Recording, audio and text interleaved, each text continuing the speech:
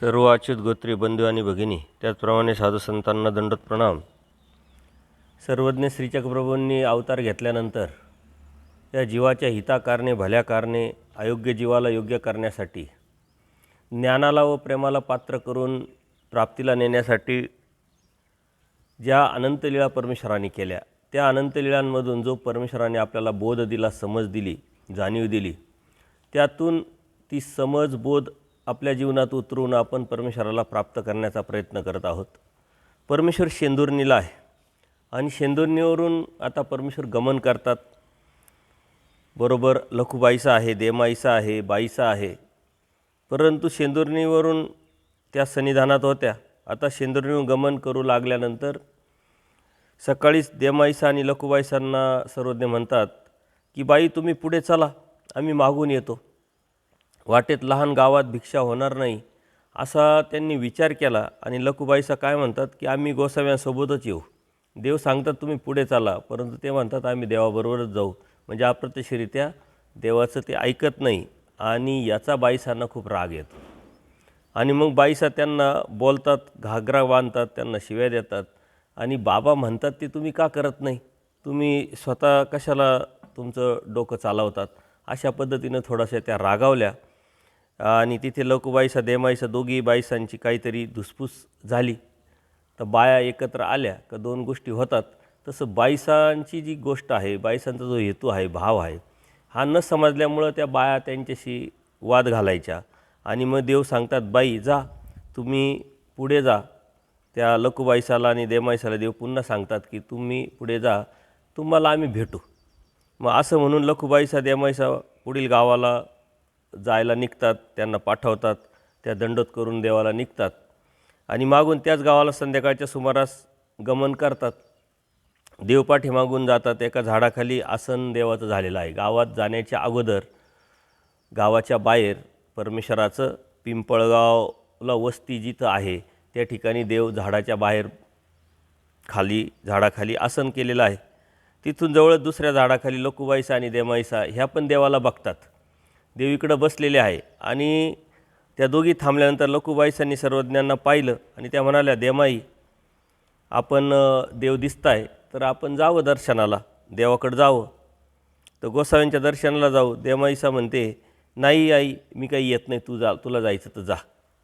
कारण सकाळचा जो राग होता तो अजूनही त्यांच्या डोक्यामध्ये होता. आणि ती म्हणते तू जायचं तर जा. लखुबाईसा म्हणते का येत नाही. त्यामुळे म्हणते गेल्याबरोबर बाईसा रागराग करतात, चिडचिड करतात.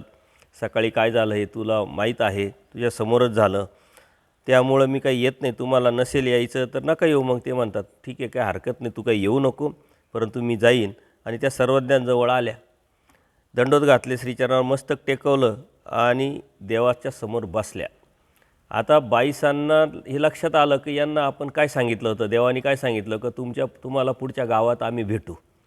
आणि गाव अजून आलेलं नाही, गावाच्या बाहेर देव थोडा आराम करताय, बसल्या. तर लगेच ह्या आल्या तर गावातच जायला पाहिजे होतं, गावात तिथं भेट देणारच होते देव, तर ह्या परत कशाला आल्या. म्हणून बाईसा लखुबाईसांकडे पाहून परत रागारागाने पाहून लागल्या आणि तनतन फनफन करायला लागल्या, थोड्याशा कमी आवाजात काहीतरी बोलायला लागल्या. आणि मग त्यांच्या लक्षात आलं की बाईसा रागावल्या आहे.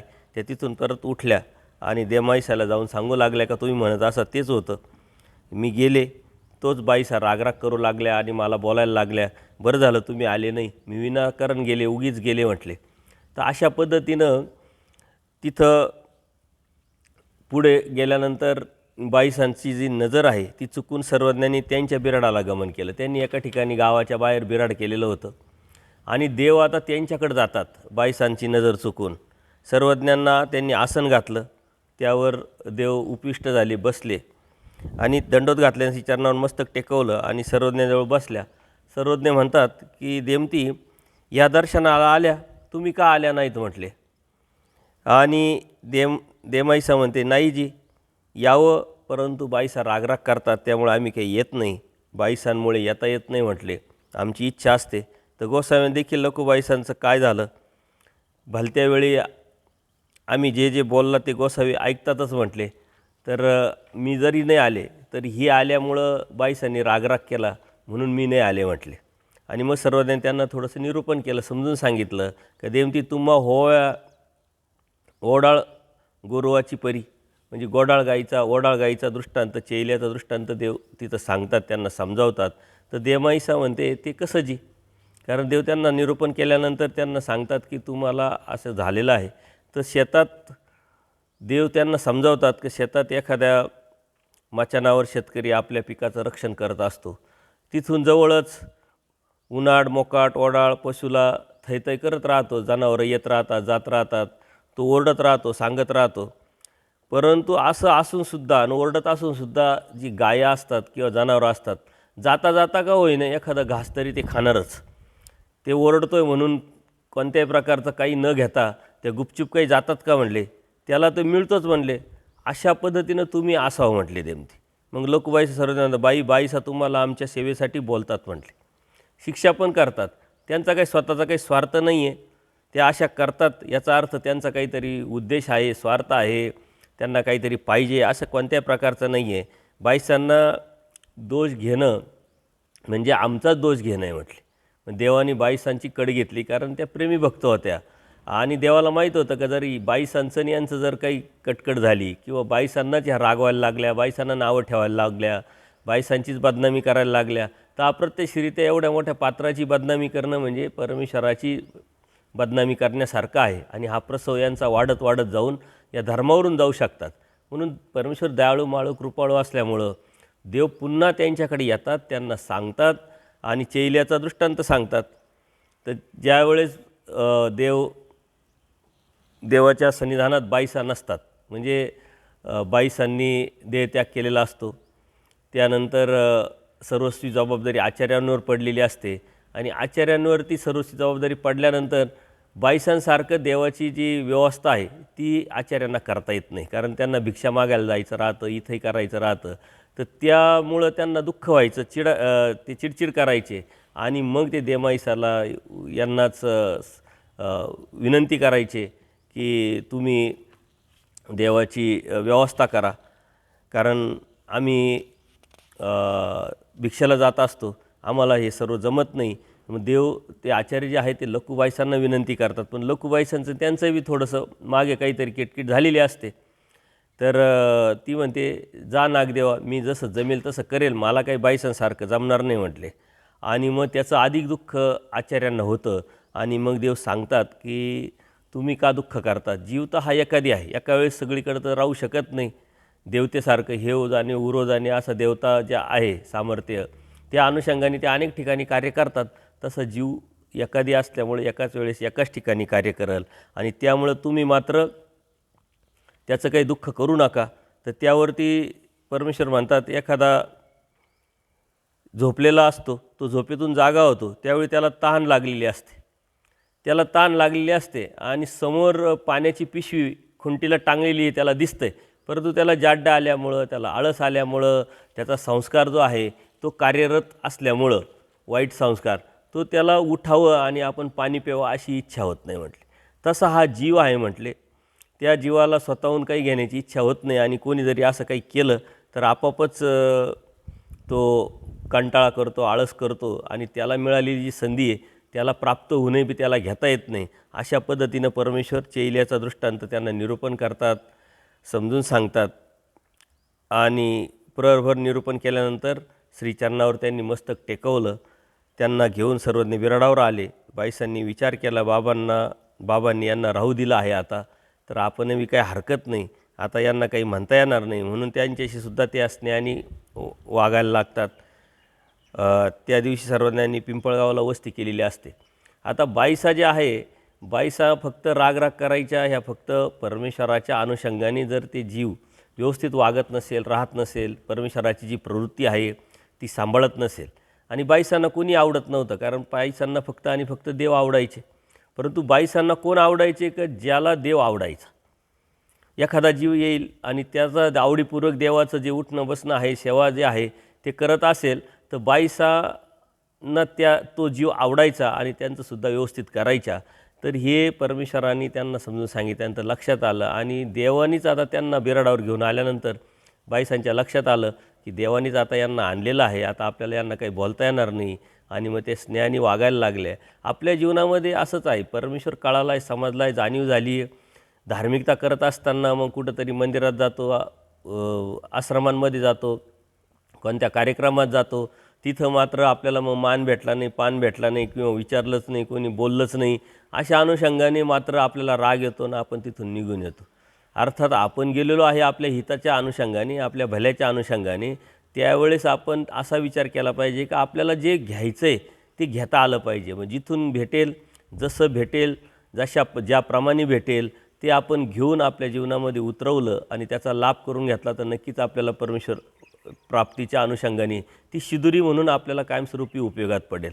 अन्यथा आपण मीपणा सोडला नाही, आपलं स्वतःचं अस्तित्व घेऊन गेलो तर मग हा असा बोलतोय, तो तसा बोलतोय असं म्हणून आपल्याला काहीच घेता येणार नाही. आपण स्वतःला विसरून तिथं गेलो पाहिजे आणि त्या अनुषंगाने आपण आपली धार्मिकता, धर्म काय आहे हे समजून घेऊन ज्यावेळेस जाणीव निर्माण होते त्यावेळेस याकडं आपोआपच आपलं दुर्लक्ष होतं. यांचं बी देमाईसा आणि ज्या उमाईसा आहे, लखुबाईसा आहे, यांचं लक्ष देवाकडं नसल्यामुळं बाईसा रागावत आहे याकडं आहे आणि त्यामुळं परमेश्वराच्या सन्निधानात आल्यानंतर जो लाभ होतो आहे त्या लाभाला ते चुकत आहे. आणि म्हणून देवाने तेच सांगितलं आहे की त्या जनावरांना हुसकलं म्हणजे काय लगेच तो निघून जातो असं नाही, जाता जाता का होईना एखादा घास खाऊनच जातो.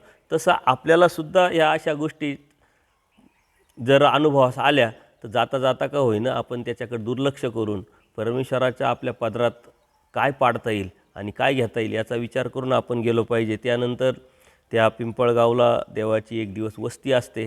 त्या वस्तीमध्ये मग पूजा अवसर होतात, देवाची सेवा होते. त्यानंतर टाकळी वस्ती, पुढं दुसऱ्या दिवशी ते टाकळीला जातात देव. त्यानंतर चरवंडा येथे वस्ती होते. त्यानंतर चांगदेव हरताळा जे आहे म्हणजे चांगदेवाला परमेश्वर अवस्थान करतात. जळगाव हायवेवरती चांगदेव हे जे स्थान आहे, सर्वांनी चांगदेवाला गमन केलं आणि चांगदेवाच्या पराकोटाच्याच आत नैऋत्य कोपऱ्यातील मठात 5 दिवस देवाचं अवस्थान आहे. 5 दिवस देव तिथं राहतात. एखाद्या दिवशी चांगदेवाच्या चौकात विहरण होत असे, एखाद्या दिवशी चतुर्मुखाच्या देवळात आसन, एखाद्या दिवशी पलीकडच्या देवळात आसन. तिथं बरेचसे स्थान आहे.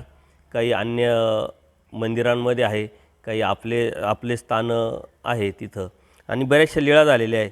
तर तिथं तापी नदीचा संगम पण आहे. खूप नयनरम्य वातावरण. एखाद्या दिवशी नद्यांच्या संगमावर बेटावरती देव जायचे, तिथे असणाऱ्या संगमेश्वराच्या देवळात आसन असायचं. तर अशा पद्धतीनं परमेश्वर विहरणाला गमन करायचे, वेगवेगळ्या मंदिरांमध्ये जायचे. असे 5 दिवस तिथं अवस्थान असतं. एके दिवशी असंच देव एका सकाळचा पूजावसा झाल्यानंतर विहरणाला गमन करतात. थंडीचे दिवस असतात आणि देवानी जाडीची अंगी टोपरं घालून चांगदेवाच्या दक्षिण दाराच्या सोंडीवर दक्षिणाभिमुख सर्वज्ञ चरणचारी उभे असतात. चरणचारी उभे असते म्हणजे परमेश्वर अवलोकन करतात. ती जी भाग आहे, तो जो जमीन आहे, नदी आहे, त्याचा परमेश्वर अवलोकन करतात. तेव्हा नदीकडून कवडिंब चिंचखेडकर रामदेव बाजार गल्ल्यातून, गावातून काही आपल्या सहकाऱ्यांबरोबर टाळ मृदुंग वाजवत शिष्यासहित येत होता. त्यांनी सोंडीवर आपल्या देवाला बघितलं आणि सर्वज्ञांना बघितल्यानंतर तो वेधल्या गेला आणि हा नव्हे माझा स्वामी, एवढा वेळ ज्याच्यासाठी मी गातो आहे, एवढा वेळ ज्याच्यासाठी मी फिरतो आहे, तो मला हाच भेटला आणि इथंच भेटला. अशा पद्धतीने तो अत्यंत हर्षभरीत होऊन देवाकडे येतो, दर्शन करतो. हातातली काठी जी आहे त्याच्यामध्ये त्यांनी चितारलेली असते, ती देवाच्या हातात देतात. श्रीकारामध्ये दिल्यानंतर ती काठी सर्वज्ञांनी श्रीकारात ओळगवली आणि परमेश्वराने त्यांना एक दाम पण दिला. त्यांनी देवाच्या श्रीचरणावरती मस्तक टेकवलं. देवाने ती काठी श्रीकारात घेतली, घोंगड्याची संपूर्ण श्रीमूर्ती आच्छादली आणि गोपाळाच्या वेशात तिथंच स्थान मांडून देव बसले आणि बसल्यानंतर तो सुद्धा कवडिंबाने मागे सरकून टाळ वाजवायला सुरुवात केली. आपले जे सहकारी आहे त्यांच्या माध्यमातून ते गाणे गायला सुरुवात केली आणि अनेक स्तुतीपर देवाच्या त्यांनी गाणे गायले. बऱ्याच वेळ गायने गायल्यानंतर देव त्यांना थांबवतात. आता पुरे करा म्हटले, तुम्ही भरपूर आमचं स्तुती केली. अशा पद्धतीनं त्यांना देव तांबूळाचा बटवा झाडून तांबूळ देतात. थंडीच्या दिवसात घालण्याची जी पिवळ्या रंगाची अंगी टोपरे देव त्यांना देतात, ते सुद्धा ते घेतात.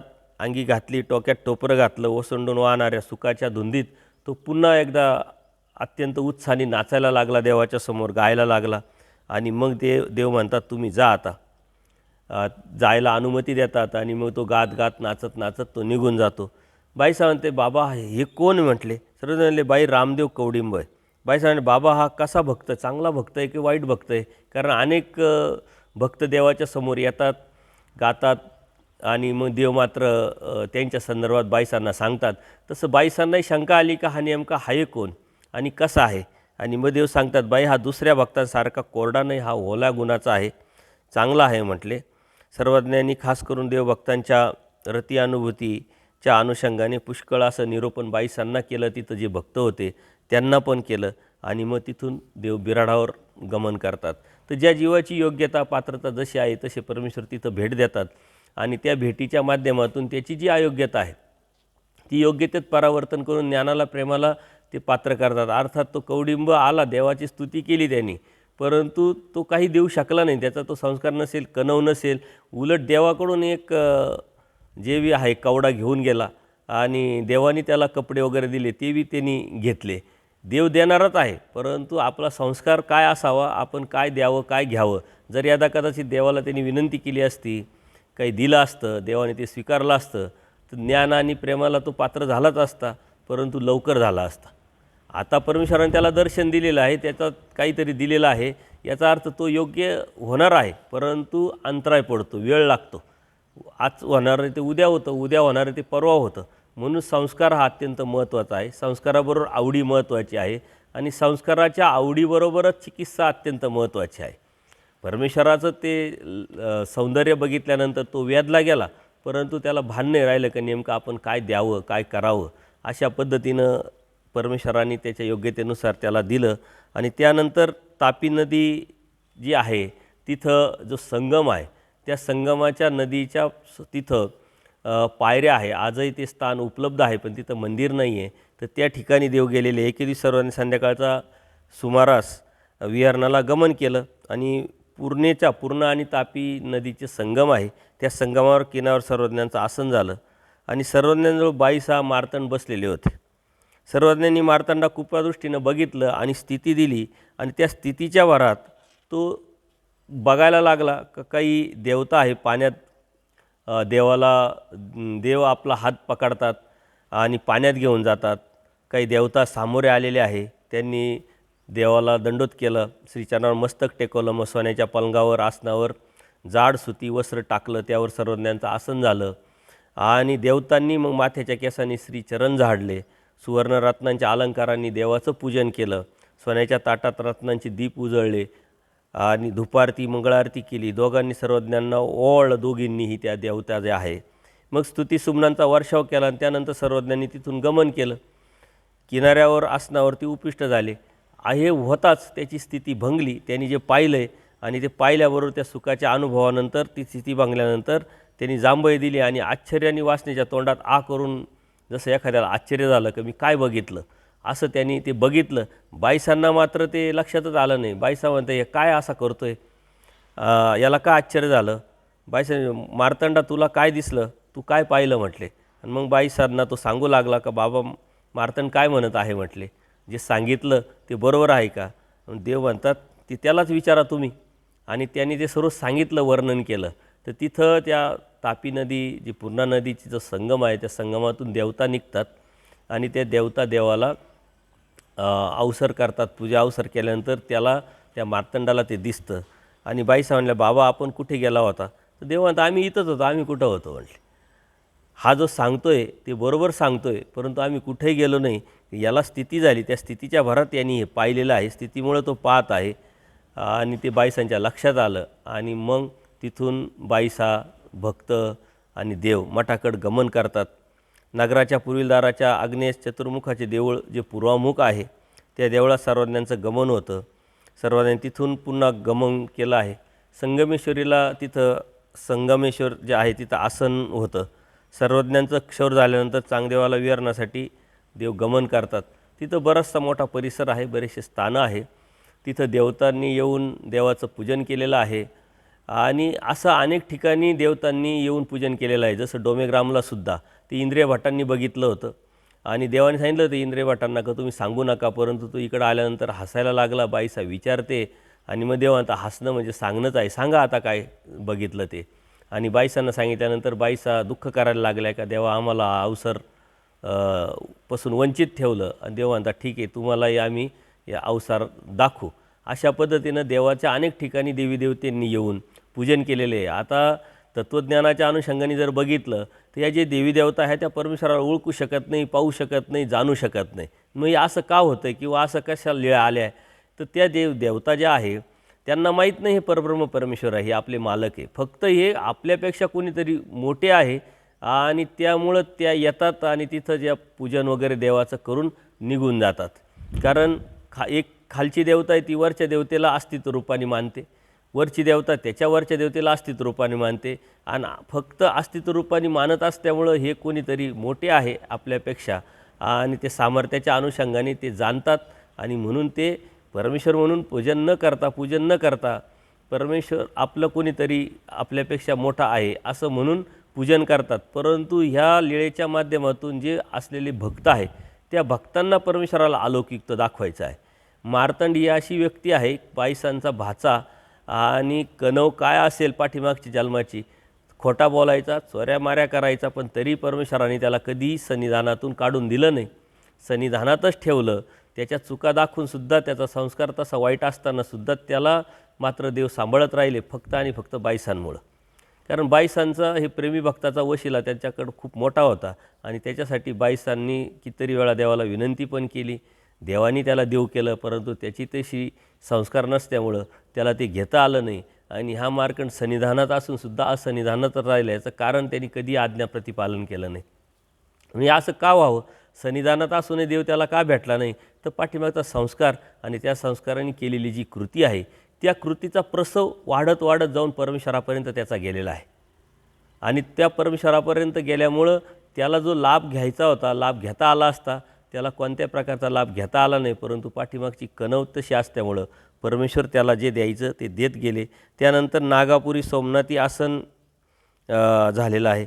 मग हरताळा वस्ती म्हणजे चांगदेव हरताळाला एक 3-4-5-6 किलोमीटरवरती ते स्थान आहे. त्या ठिकाणी परमेश्वर गमन करतात.